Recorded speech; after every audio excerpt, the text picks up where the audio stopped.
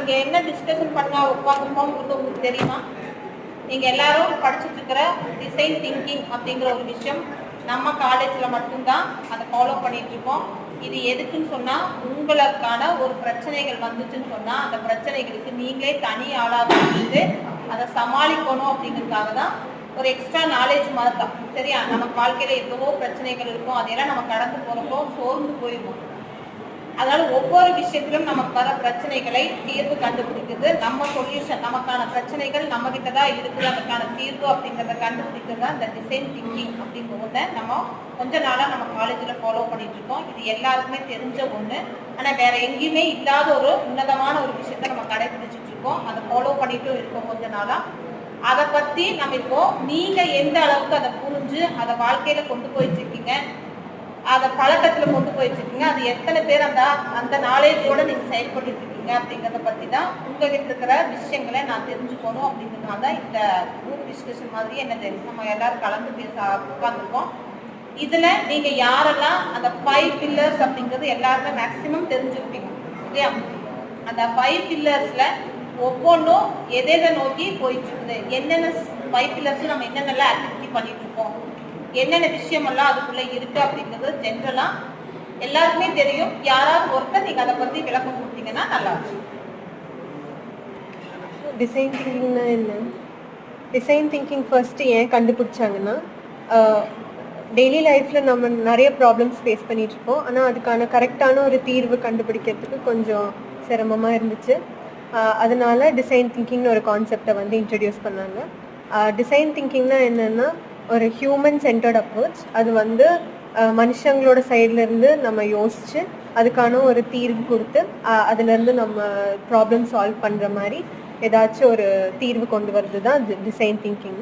அதில் வந்து 5 ஸ்டேஜஸ் இருக்குது. ஃபஸ்ட்டு வந்து எம்பத்தி, அதுக்கப்புறம் டிஃபைன், அதுக்கப்புறம் ஐடியேட், அதுக்கப்புறம் ப்ரோட்டோடைப், அப்புறம் டெஸ்ட்.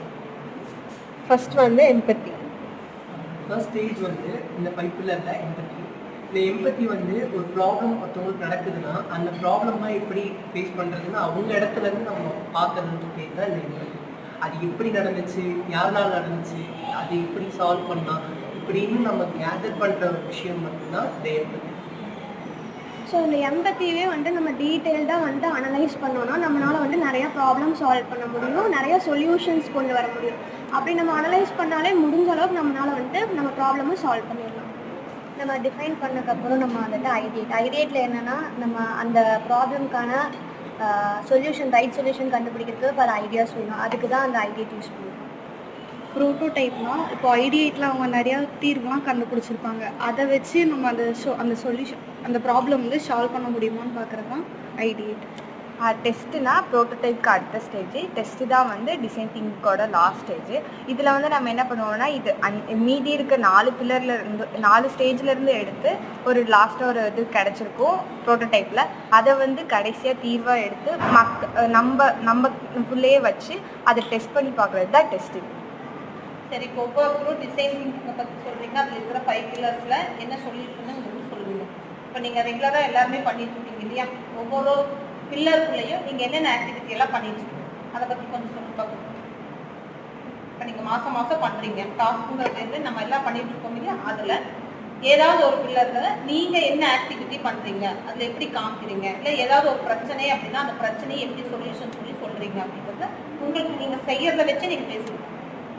ஐஐபிசியில் வந்து ஒரு பில்லரில் நீங்கள் பண்ணுறோம், இந்த டாஸ்க்கை நாங்கள் இது பண்ணிட்டு இருக்கோம் அப்படிங்கிறத நீங்கள் சொல்லுங்கள். ஐஐபிசியில் வந்து மோக் சர்டிஃபிகேட் எடுக்கிறோம். மோக் சர்டிஃபிகேட்னா நிறையா கம்பெனிஸோட இன்டர்ன்ஷிப் பண்ணுற மாதிரி. அந்த சர்டிஃபிகேட் எல்லாமே எங்கள் ஃப்யூச்சரில் எங்களோட ஒர்க்குக்கு அது ஹெல்ப் பண்ணுற மாதிரி. மற்றவங்க இன்னும் யாராவது? நெக்ஸ்ட் வந்து எஸ்சிடி பில்லர். எஸ்சிடினா ஸ்கில் அண்ட் கரியர் டெவலப்மெண்ட். அந்த பில்லரில் வந்து நம்ம பேஷன் என்ன, அதுலேருந்து நம்ம என்னெல்லாம் கற்றுக்குறோம், நம்ம எவ்வளோ அதை டெவலப் பண்ணுறோன்னு தான் நம்ம அந்த பில்லரில் யூஸ் பண்ணுவோம். ஆக்டிவிட்டியாக நம்ம காலேஜில் ஒன்று செயல்பட்டு இல்லையா? அது என்னன்னு தெரியுமா? இந்த வரைதல் அப்படிங்கிறதெல்லாம் கிளாஸ் ரூம் வரைஞ்சிருக்கோம். அதுவே ஸ்டூடெண்ட்டுக்கான ஒரு ஆக்டிவிட்டியாக தான் நம்ம பண்ணிட்டு இருக்கோம். அதுவும் என்னதுன்னா இந்த 5 பில்லர்ஸில் ஒரு விஷயம்தான் அந்த வரைதல் அப்படிங்கிற ஒரு விஷயம். அது மாதிரி நம்ம கிட்ட என்ன திறமை இருக்குதோ அந்த திறமைகளை எல்லாம் கொண்டு போய் சேர்க்கிற ஒரு விஷயம்தான் நம்ம இந்த டிசைன் திங்கிங் அப்படிங்கிற ஒரு விஷயமா இருக்குது. மேக்ஸிமம் எல்லாருமே ஓரளவுக்கு டிசைன் திங்கிங் பற்றியும் அதுக்குள்ளே இருக்கிற 5 பில்லர்ஸை பற்றியும் அழகாக பேசுறீங்க. இன்னும் அடுத்த வீடியோவில் நம்ம இதை பற்றின விளக்கத்தை இன்னும் விரிவாக நம்ம பார்க்கலாம். ஓகேவா?